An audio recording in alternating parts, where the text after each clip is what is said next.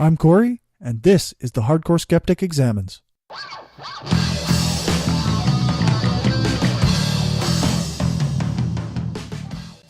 Alright, so I'm kind of guilty of letting this project slide, despite the fact that I'm still super excited about it. I'm getting some great feedback, I'm really happy with the product I'm creating, and I'm excited for future projects under this title. However, I have to admit that every time I come to an interview with one of the anti-SJW folks, I start to get anxious and I don't want to work on it because then I have to fact check everything, and every time I fact check them, I find out that they're wrong, and then people get pissed off. So I put it off, and the work doesn't get done. I don't know if it makes sense to do it this way, but I'm going to push out a few of the pro SJW interviews rather than follow the timeline of where I did the interviews, because I'm starting to feel guilty about taking up everybody's time and not producing any content. So with that said, this interview is with Peter Coffin, a well-known YouTube progressive who does a variety of different videos covering topics that are important to progressives. And he really does some of the best videos out there as far as I'm concerned. I think you'll find his take on social justice to be very interesting. So without further delay, here's my interview with Peter Coffin.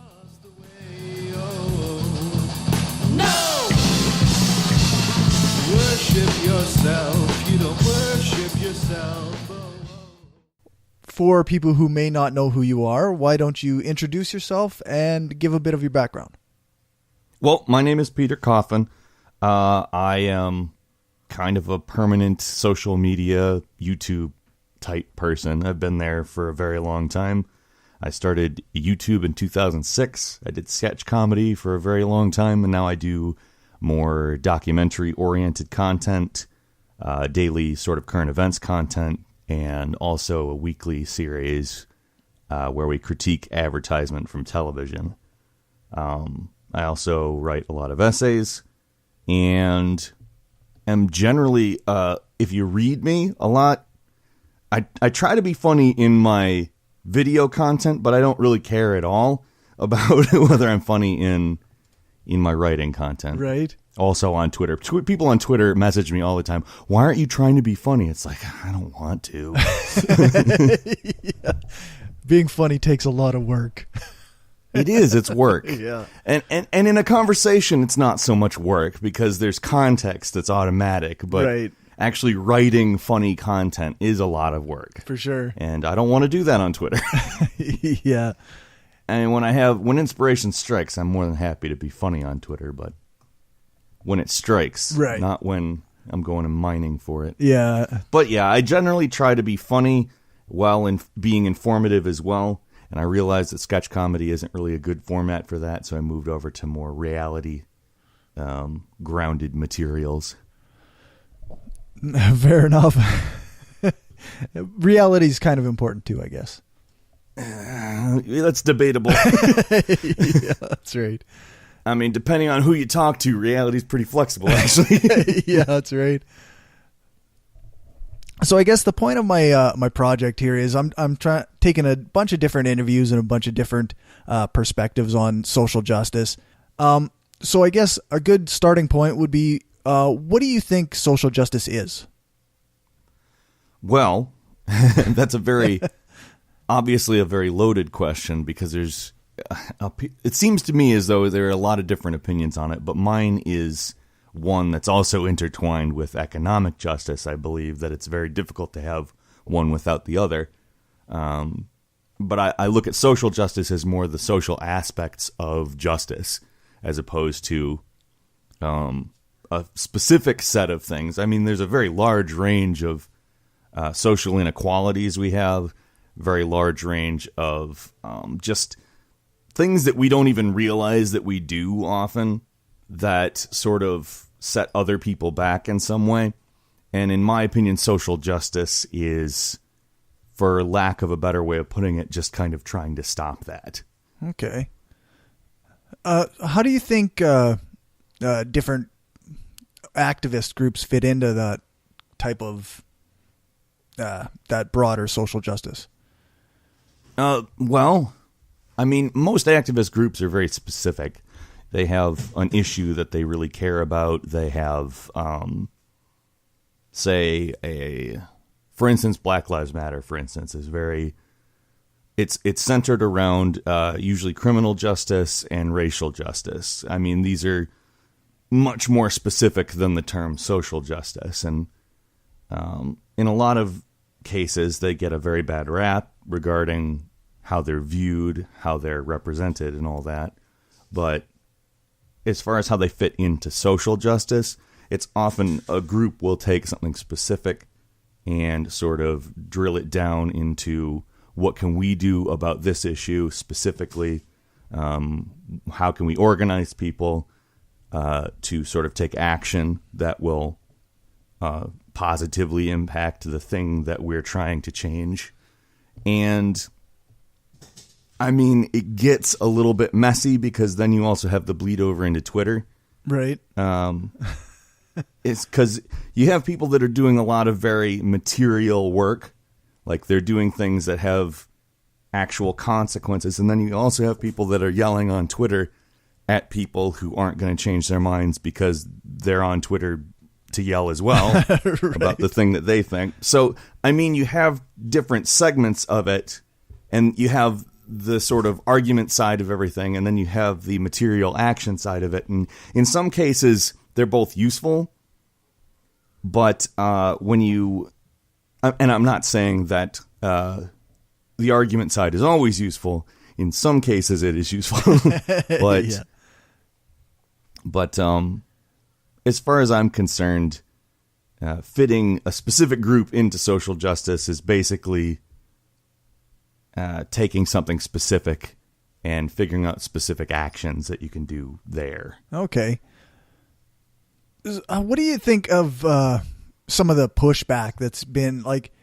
There seems to be a lot of people who are really concerned, I guess, is the idea about some of the actions that social justice movements are carrying out.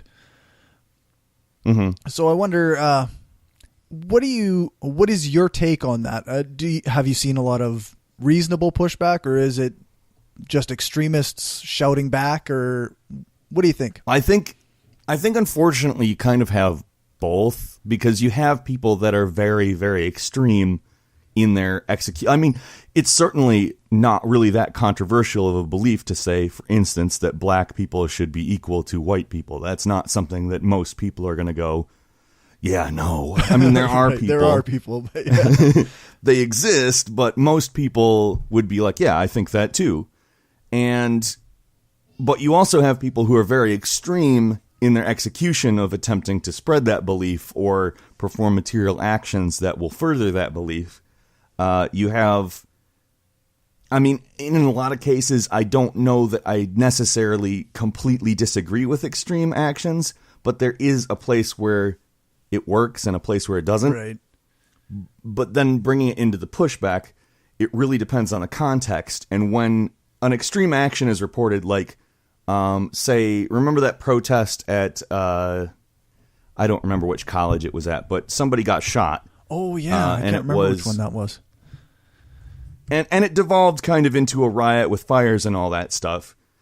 I get that, you know? Like, I understand why it would devolve. Somebody got shot. A Trump supporter shot somebody who was protesting a speaker who was Trump-oriented. Right. And they got shot in the abdomen for it. I get why that devolved, and I think that context sort of justifies that in a way. Yeah.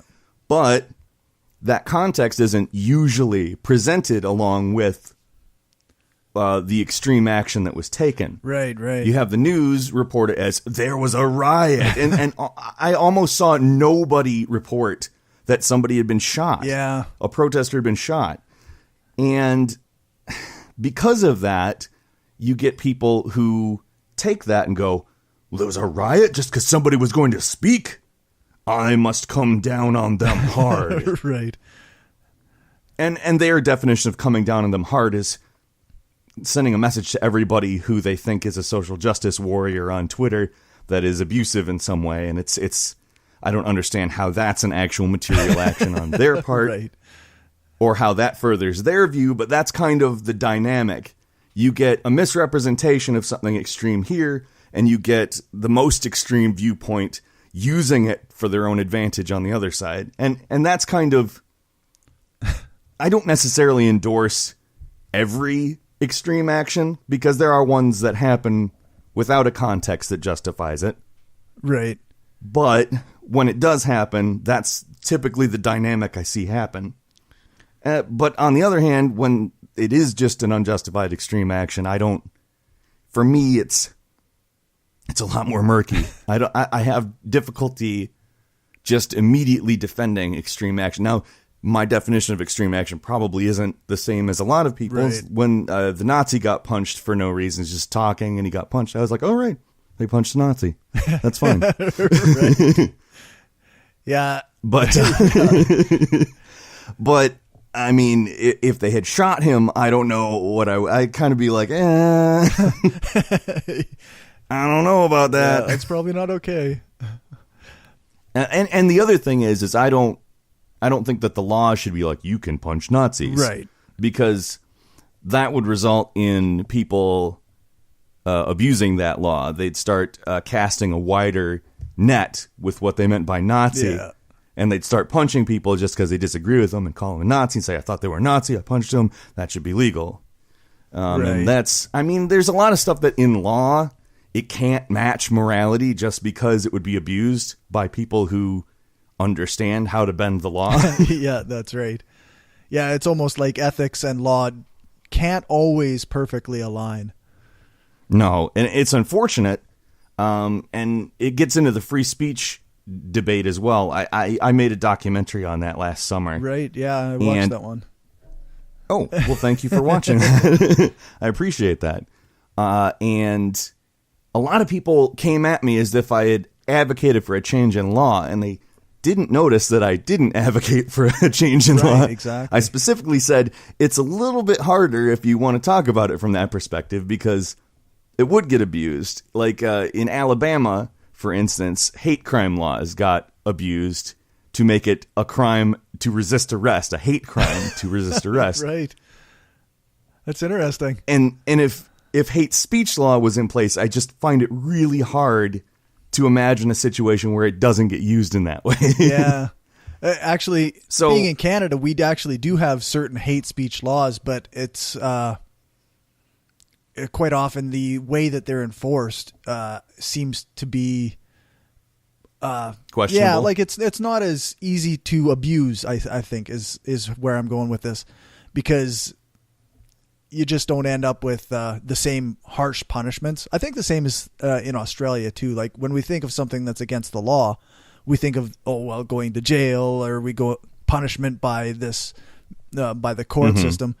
But it's rather like we have a human rights type of council, and when somebody's charged with hate speech, then they look at that and they assign a fine if necessary. And well, to be fair, your government has a far less authoritarian bend to it. That's true. Yeah. Yeah. Your government is I mean, for one, you're a parliamentary system, so your power is divided even further than ours. Yeah, that's right. We like to pretend two parties is enough, but it's not. Right. For two, like you said, you have councils that are literally based around these things. If we developed a hate speech law, I promise you they wouldn't develop a new council for it unless, like... Right. Yeah. Like, we have a really messed up system here as far as I'm concerned, and that's kind of why I am suspicious of that type of legislation. If we were a little bit more progressive in our development of our institutions, maybe I'd be in a different place, right. But in our government, not so much. Yeah. So what do you think of this, the social pushback on certain kinds of speech? I know a lot of people really feel like they're being silenced when the people around them, I guess, react, basically. Yeah, react. Yeah.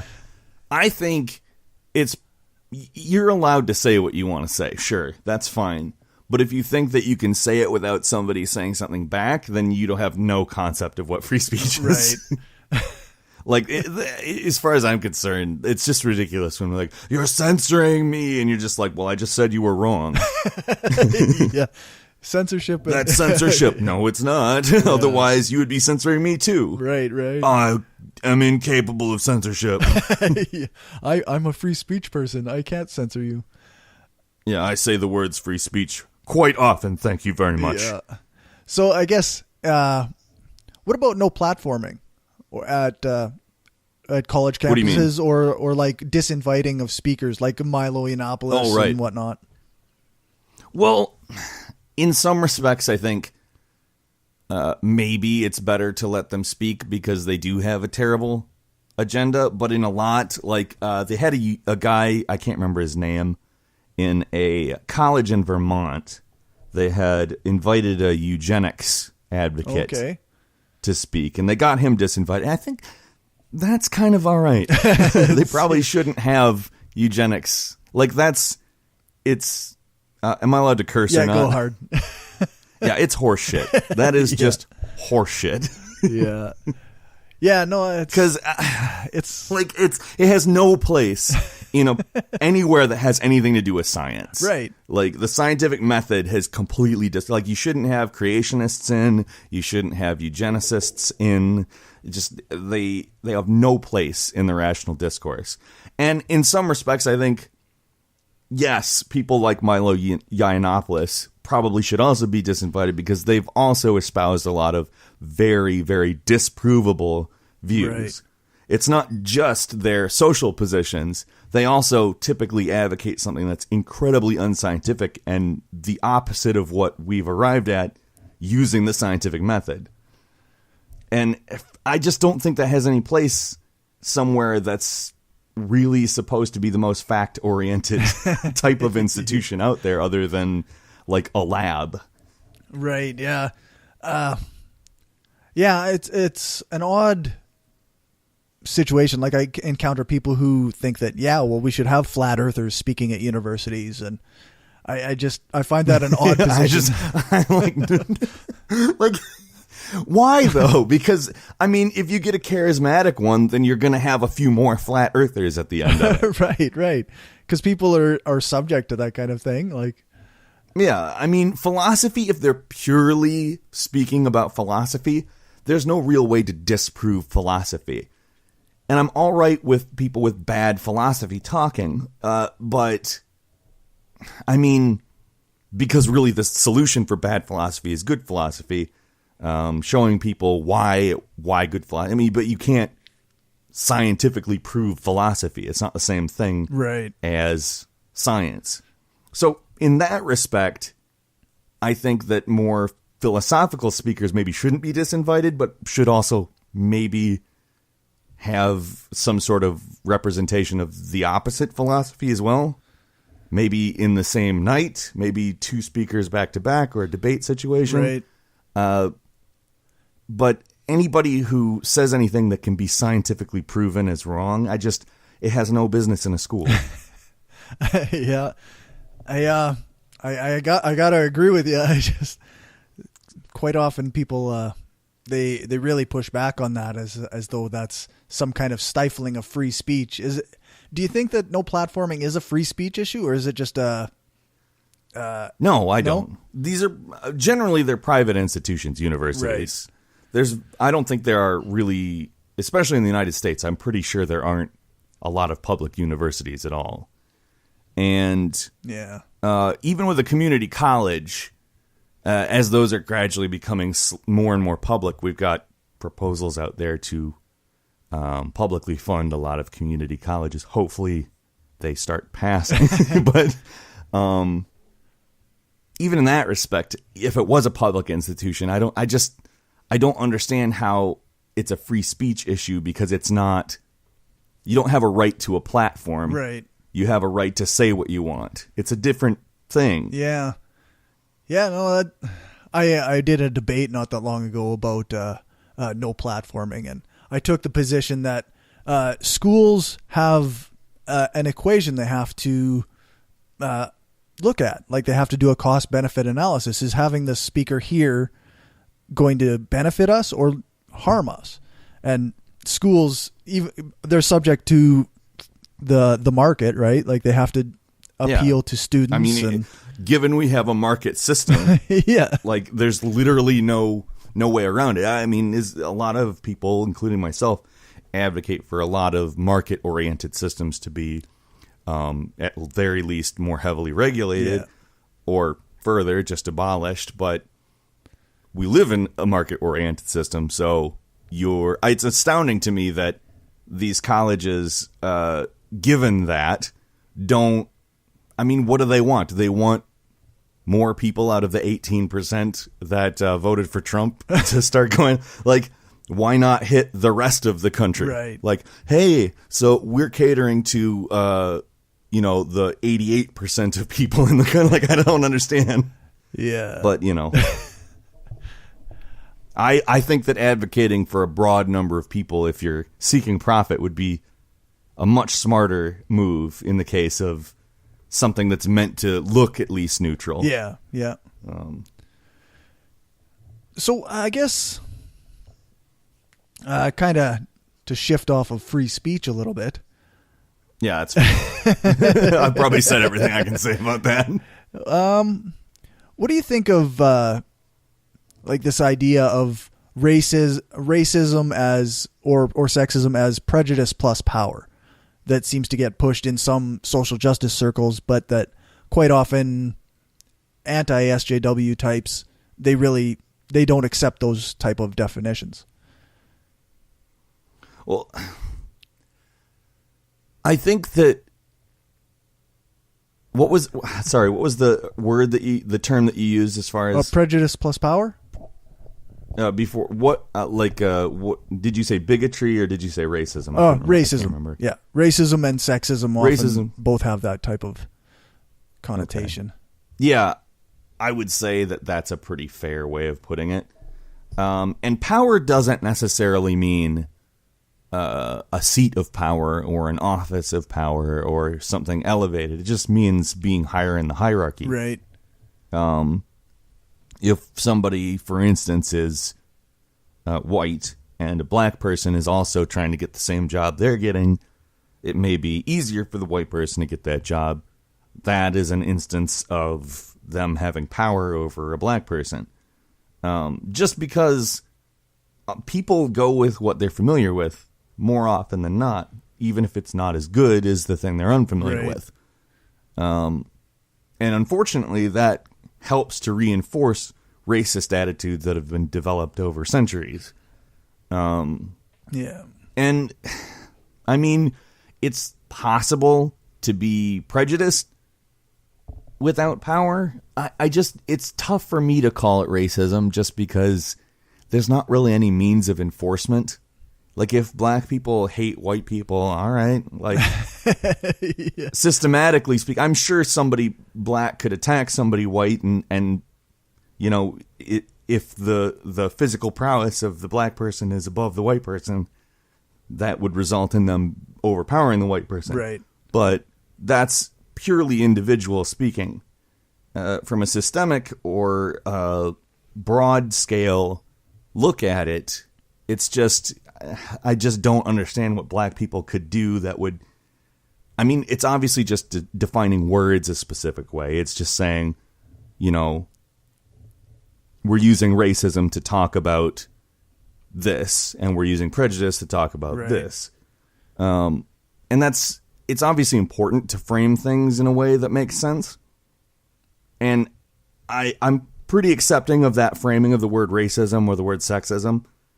I think it makes sense. It makes it easier to talk about from the perspective of what you don't want. Because, I mean, I'm not going to criticize black people who dislike white people. Right. There's a lot of reasons for them not to.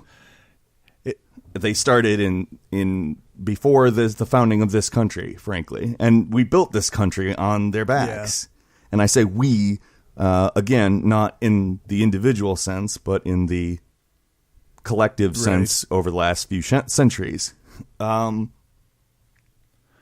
get it. I understand why it would be difficult to trust a white person because you don't know exactly where they're coming from. And because of historical context you get the idea that they could perhaps be there to exploit you. Right.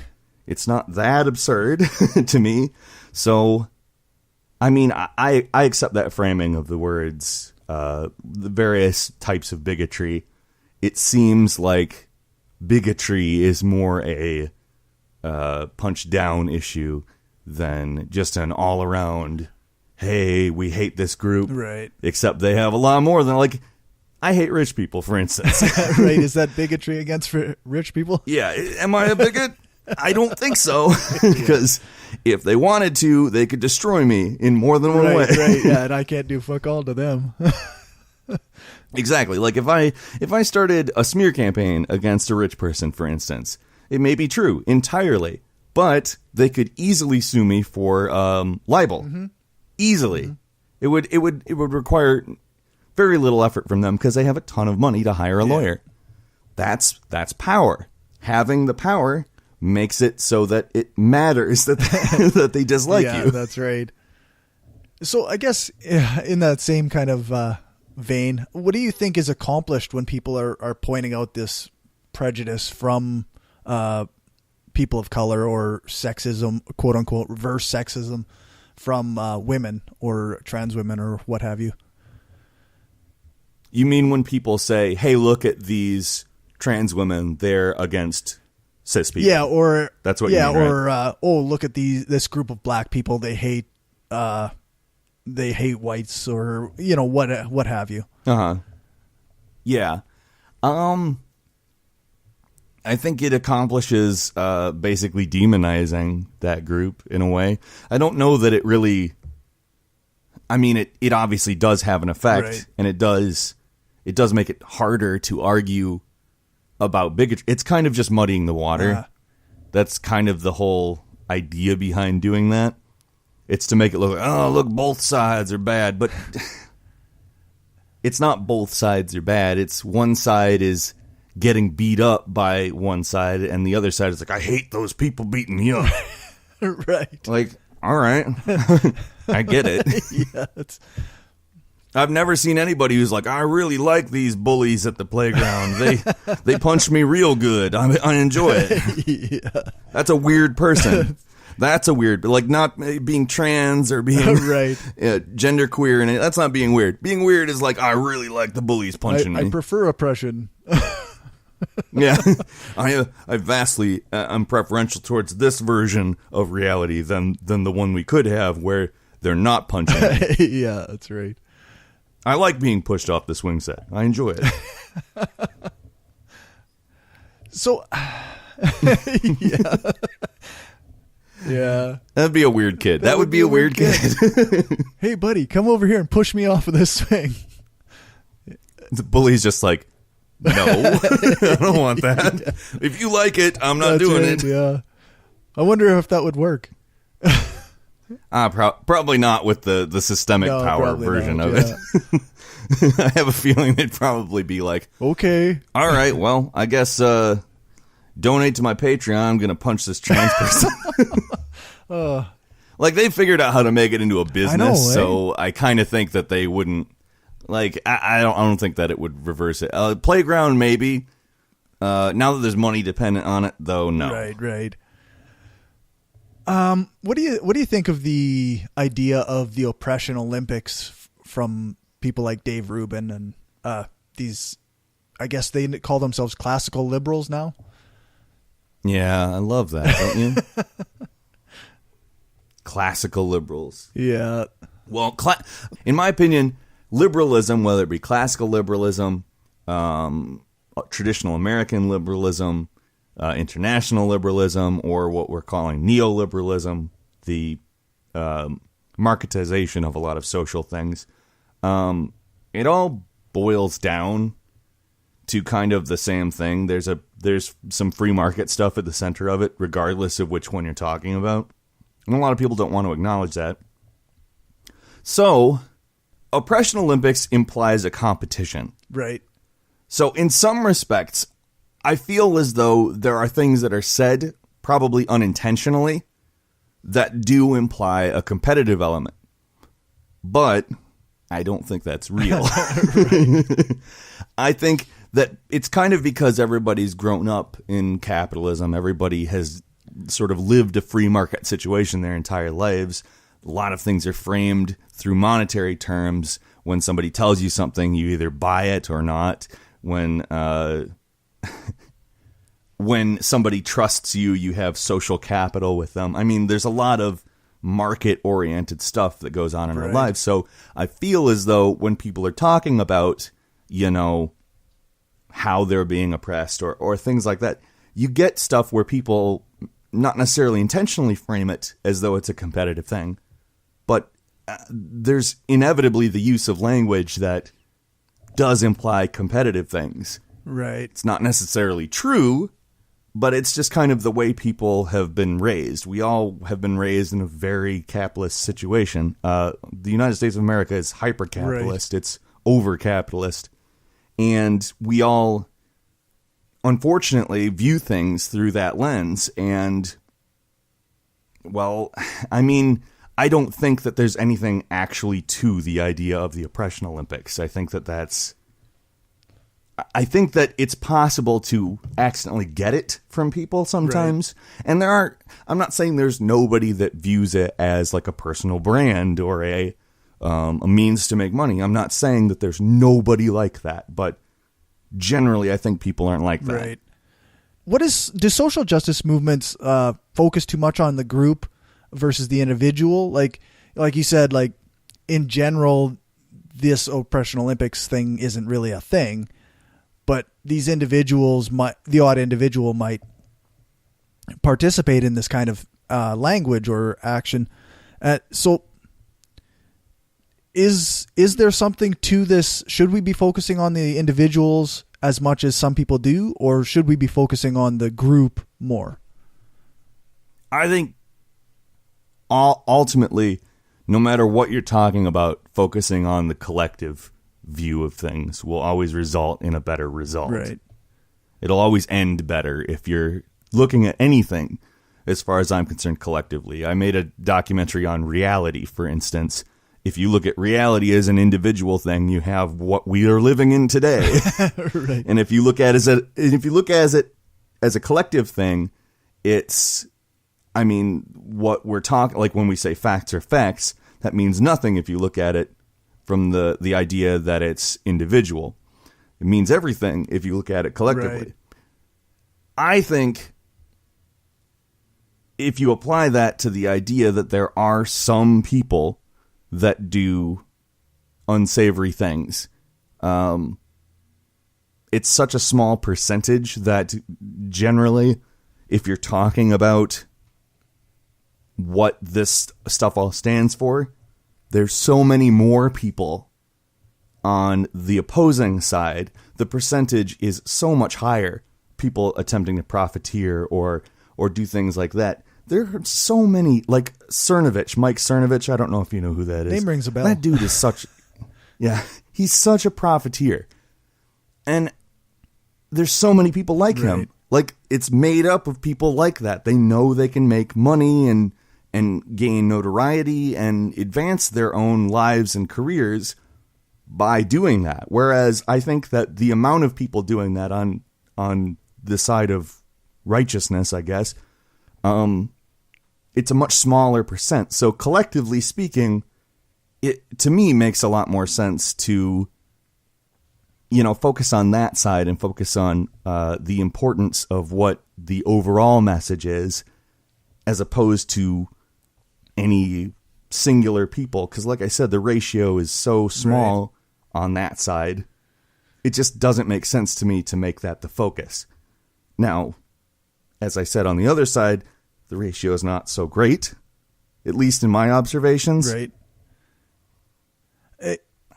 It makes sense to talk about it when it's such a rampant thing, but when it's sort of the odd person out, even if it was like 1 out of 10 people, which it isn't, it would be not that big of a deal to me on the other side. Right.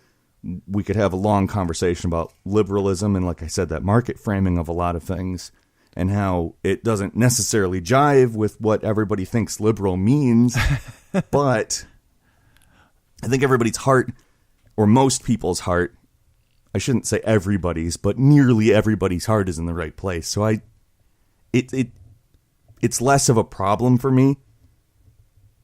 Fair enough. I guess is my best summation of that. So I guess something that quite often gets brought up in these discussions is like this idea that when we focus on the groups as a whole, then like the odd individual will get almost punished or held back because of programs intended to help marginalized groups. So a, say, poor white dude might not get the same opportunities that he is qualified to get. So I wonder, I wonder, what do you think of this idea that some people will get lost in the system if we have, say, affirmative action or stuff like that? Okay.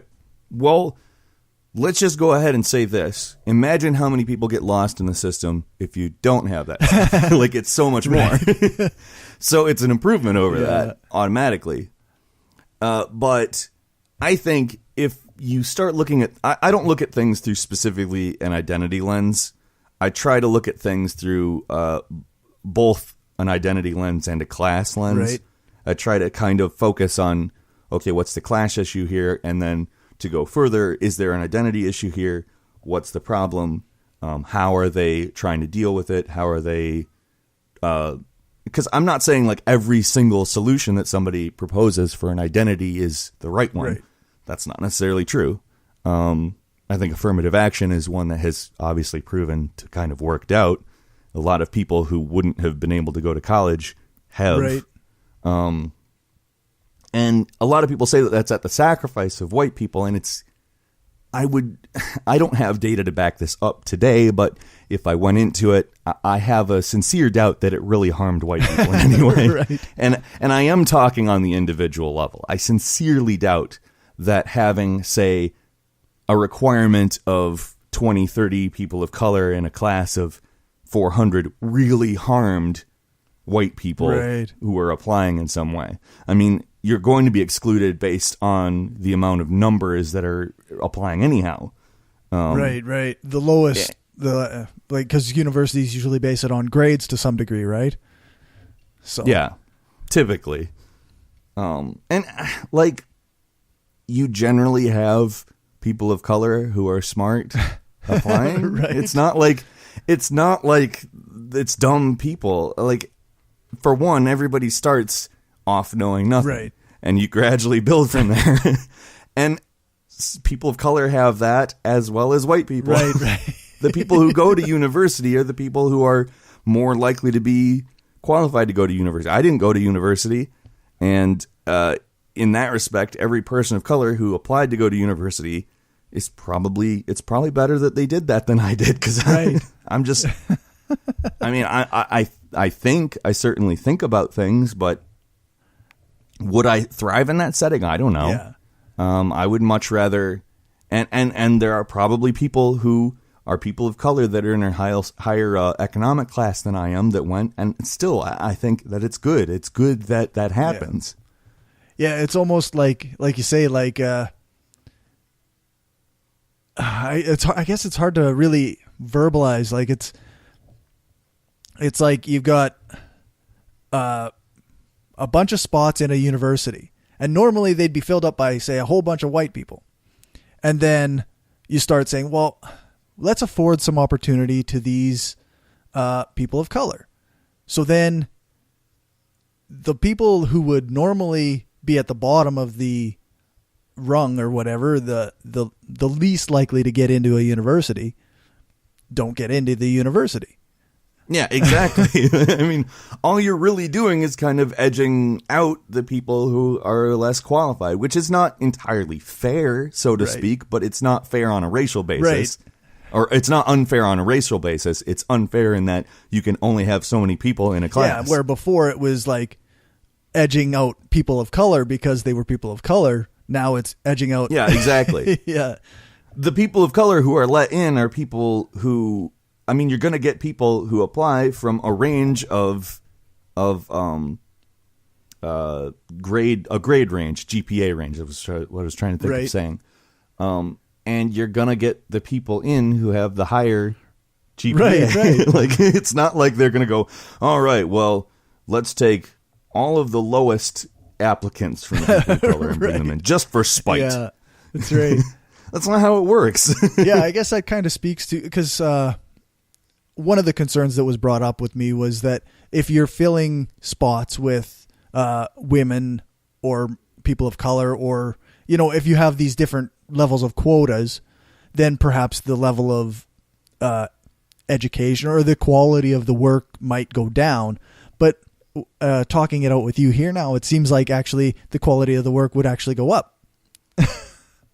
Well, what you have is just a requirement to look at people of color instead of a requirement to look at just the numbers. Right. Because if you look at just the numbers and you interview people, which they often end up interviewing people, again, that familiarity starts to creep in, and you may have more rapport with a white person right off just because your experience is closer to that person. And what you do is affirmative action kind of counteracts that, saying, well, you have to consider these people, and the people who are going to get in are not going to be the lowest applicants. No. I promise you that. Yeah, for sure. All right, let's shift gears a little bit. We kind of talked about some of the riots or what have you. So what do you think of these anti-fascist groups that are popping up in different cities? Well, from the perspective of there is kind of a burgeoning fascism in this country. We're already a very authoritarian country. We have been since 9/11. There have been various laws that have been passed that are very authoritarian. Right. Patriot Act being the gold standard of that. We kind of set the stage for there to be a fascism. And in a lot of ways, Donald Trump acts very authoritarian and always has. I've called him a fascist more than a few times, and not because I dislike him. I've never called a politician a fascist before. Right. This is the first time I've ever done that. But fortunately, he's appeared to be a rather incompetent fascist. Yeah, that's helpful, eh? Yeah, I mean, it's the best kind of fascist you can hope for being elected into a democratic state. Yeah, that's right. Is the incompetent one. But that being said, we did elect a fascist into our state. Right. I mean, he may not be formally fascist, but rarely do they declare themselves. Usually they're just a very authoritarian person who has very specific views on how people should obey them. But yeah. And ultimately, to have a lot of anti-fascist groups, it's comforting. Right. Like, honestly. Do I think that they always do the right thing or that they don't ever jump the gun? No, I don't think that. I think that there's times when they go way too far. But again, I brought up that eugenics gentleman who was invited to speak. The reason why he wasn't able to speak was because of an anti-fascist group in the area. They showed up and they protested the living heck out of it, along with obviously students that really didn't have prior knowledge of what was going on. But once you're told, hey, there's a eugenics guy, that's the philosophy that justifies Nazism. Oh, well, I don't want that here. That's kind of what happens. I mean, you have the anti-fascist groups who are very clued in. They're paying closer attention to everything, and they tend to take the actions that are more informed by being very focused. Right. In a way. And like I said, it's not always the right action because people aren't perfect, but they're there. And I'd much rather have them not be there in this political environment. Or I'd much rather have them there in this political environment than not be there. Right. Something that a lot of people are really appear to be concerned about is the rise of these Antifa groups. And I guess it kind of at the same time, more violent protests seem to be occurring. Like, I wonder if is there something to this idea that Antifa groups are inherently more violent? I think kind of, but it's it's not necessarily let's get together and be violent. There's really extreme stuff going on. And in a lot of cases, you have to have people that are prepared to do things that are unpopular in order to defend. Am I saying they sometimes, or am I saying they never jump the gun? Am I saying that violence is always the answer? No. I don't think actually that violence is really ever an acceptable answer, but sometimes the answer isn't the one that we all want it to be. Sometimes we have to be made uncomfortable because that's the thing that works. And I'm not saying that every single one of these protests is justified that has gone violent. I'm not saying that, and I wouldn't say that.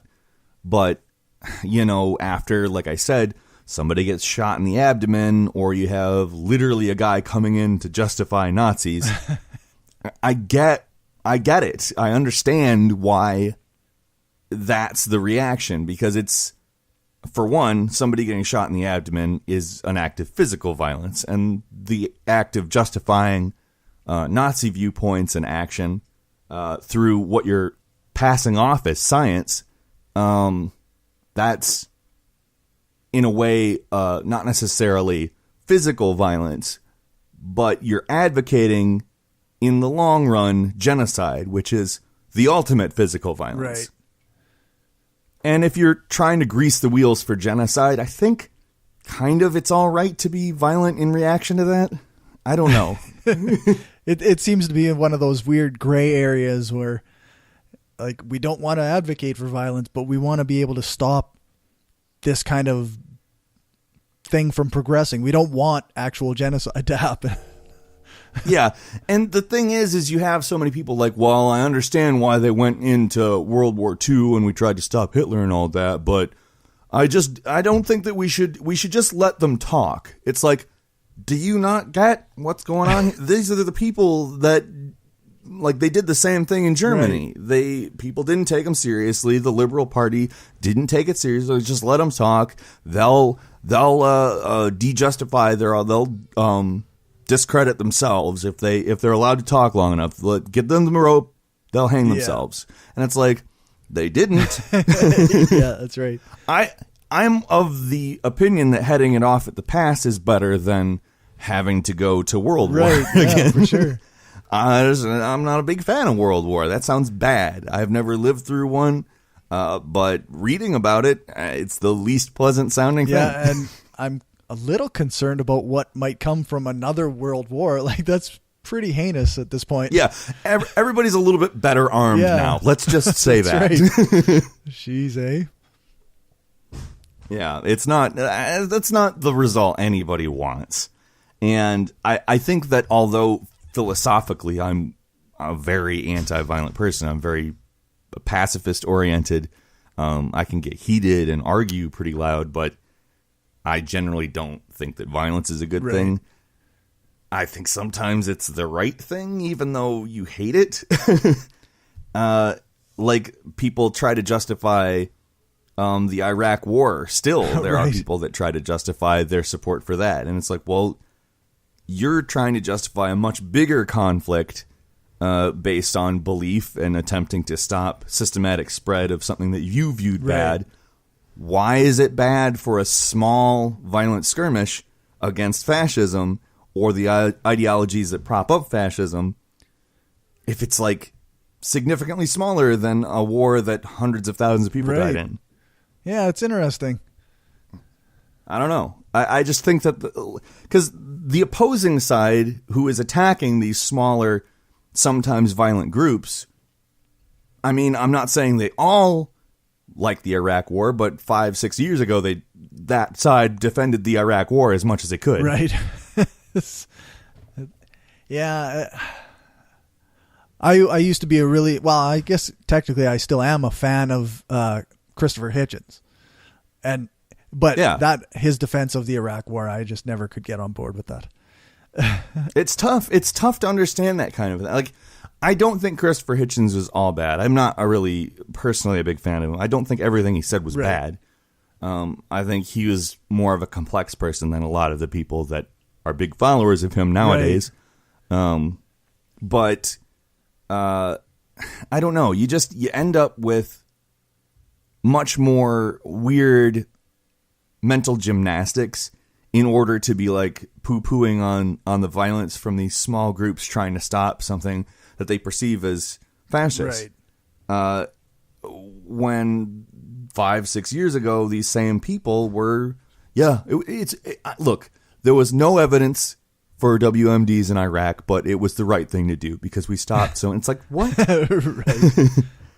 But you don't think it's all right to stop fascism here? Yeah, it's like, or at least you don't think it's right for people who view something as fascism to attempt to stand up for it. I just, yeah, and like I said, I don't necessarily think they're correct at all times, but I mean, they're bigger problems in the Iraq war defense, I'll say, than in the attacking of anti-fascist groups. But I feel there's some link in between those things that kind of makes it less justifiable to attack the anti-fascist groups. I think I can see where the line, the comparison is. It makes sense to me anyway. What do you think? What is something that you think everybody should realize about social justice? That it's not a threat. That seems fair. Yeah. I think that that's the ultimate thing that is, you need to look at it like, no, it's not a threat. It's not people trying to take away other people's rights and give it to another group. It's people trying to equalize people's rights. And in some ways that does mean giving up privileges, but that doesn't mean giving up rights. Right. Like that's the thing that it seems like they're so hell-bent on saying you're advocating for us giving up our rights in order for these people to have our rights. It's not your rights. It's not your right to be in a better position than another person just automatically. Right. Yeah, that's a privilege. That's what a privilege is. And you could take that definition and put it on a million different things. And some of them are going to be a little more valid than others. And some of them are going to be outright hilarious when you hear them. But you have to at least consider them. They're not necessarily all correct. There's some things that people can, like otherkin. I do not believe in that. I do not think that people can be a lamp. And I don't think that people deserve the right to identify as a lamp. I don't. But gender queerness, like these are people who, like, they're not really asking for a lot. No, that's right. Yeah. Yeah, non-binary people are a thing, aren't really, they're not asking for anything special, per se. Yeah, they're literally not asking for something that affects other people's lives in any way, shape, or form.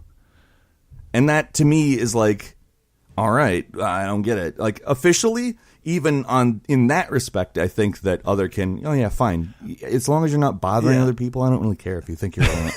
But, I mean, on an official level, I don't know exactly how that would fit in. I was just using that as an example of, and it's maybe not entirely valid, but in their small circle of what they have going on in their lives, I don't care if you think you're a lamb. Right, yeah. I don't. But ultimately, will I fight for their rights? No, I'm not going to do that either. On the other hand, if you consider every single thing and make some, rational judgments based on what you observe, I mean, you're going to figure out which ones are valid pretty quick. Yeah. A little bit of critical thinking is really all it takes, right? Yeah, a little bit. It's not even really a lot. It's like, all right, is this patently absurd? Is this something that is physically possible in the world? Is it possible for somebody to be a lamp? No. Is it possible that gender might be a spectrum and it is dependent on how genes express themselves that we haven't fully explored scientifically, but there is a lot of evidence that does go in the direction that we've been talking about? Yes. Yeah, that's right. I mean, there is research that supports genderqueerness. There is research that supports transgender expression of genes. This stuff isn't based in just how you feel. Right. There's a lot of research on it. For sure. Is it conclusive? Is it final research? No, but it's headed in that direction. And because of that, it's valid. You know? Right, yeah. It's certainly valid, especially on the idea that it doesn't actually affect anybody else. It's literally just somebody who wants to lead a life that is normal to them. That's it. Yep. So, yeah, my thing on social justice would be, don't view it as a threat. Well, that's fair enough. If you had to criticize your side or your perspective, whether it's the way they behave or some of the ideas they espouse, what would be a criticism of your own side? I would say the willingness to forget about class. I don't agree with that. There's a lot of people on the quote unquote left, and I say quote unquote because there's a lot of people to the right of me that are considered to the left of the nation. Right. That look at things specifically through the lens of identity. And while you can't solve everything specifically through class, I don't think you can solve everything specifically through identity either, because a lot of the pressure points in the way people of various identities are oppressed are in their economic position. Right. For instance, housing laws are a very, very, very easy way of enforcing some kind of oppression or bigotry. Yeah. If you don't have housing laws that are very specific in protecting people from discrimination, they're pretty much going to get discriminated against somewhere in the country. That's right. It's a big country, a lot of people, a lot of different views. It's going to happen. So you have to look at things through a class lens as well. And I think that a lot of the time, the people who are very concerned with social justice aren't willing to consider that economic justice is as intertwined with social justice as it is. That's fair. But at the same time, the people who are very class-oriented, I feel, have a bit of a blind spot regarding identity. Right. So, I mean, it's a trade-off. It's not necessarily a one-to-one. It's just those people. They need to start thinking about class too. It's that these are categories of political concern as opposed to an end-all, be-all philosophy. Right.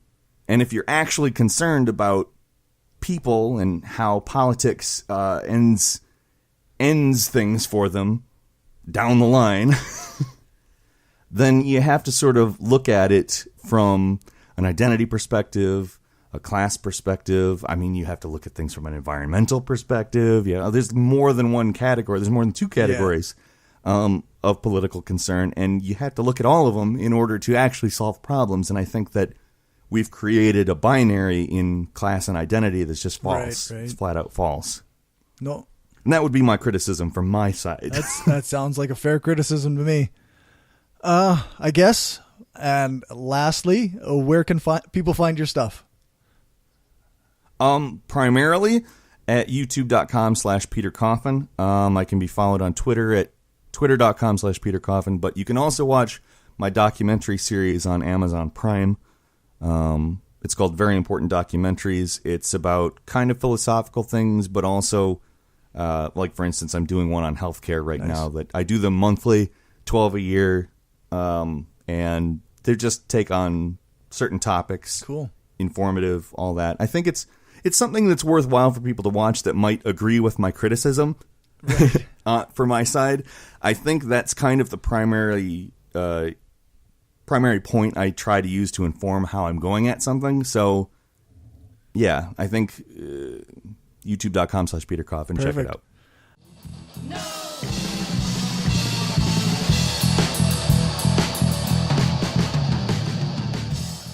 Okay, so that's it for the interview. I'm not sure that there's much to say here. I considered looking into a couple of the things that Peter mentioned, but he's done a couple videos in his important documentaries series since this interview, and those kind of touch on some of the subjects he talked about with me. I think that it was an interesting interview, and if you want to know more, then I'll put a couple links to Peter's videos in the show notes. He does good work in those videos, and they're very well researched, and he explains these ideas very well. Or you can just go and watch all his videos, which I highly recommend, at youtube.com/Peter Coffin. You can email me at mail@brainstormblog.net. You can find more of these episodes at Spreaker.com/show/The Hardcore Examines. You can find me on iTunes, Stitcher, Google Play, and just about anywhere else you can find podcasts. Make sure to follow me on Twitter at Hardcore Skeptic and like my page on Facebook, facebook.com/Hardcore Skeptic. If you want to support my work, then you can become a patron at patreon.com/Hardcore Skeptic.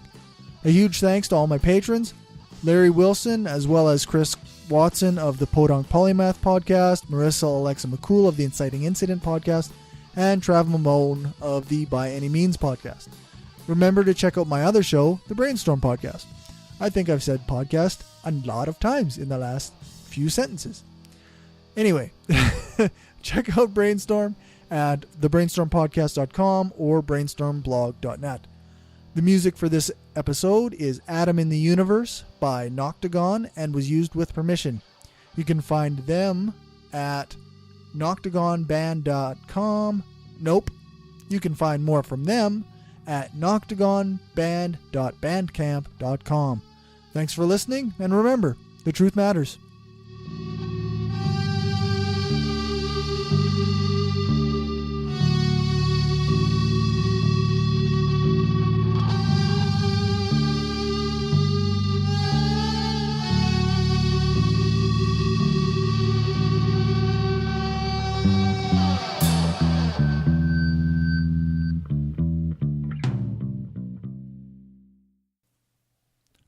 Perfect. I mean, I can eliminate it in post, the hiss, but it's... Then you get that weird compression sound. That's right, yeah. The noise reduction compression-y sound. Yeah, exactly. Like a 90s MP3. Yeah, like it's almost talking into a can or a hollow. Yeah. And I'm going to combine them with my own research and commentary into like a pretty long documentary. Oh, sorry about my voice cracking there. Oh, no problem. Kind of a long documentary style podcast.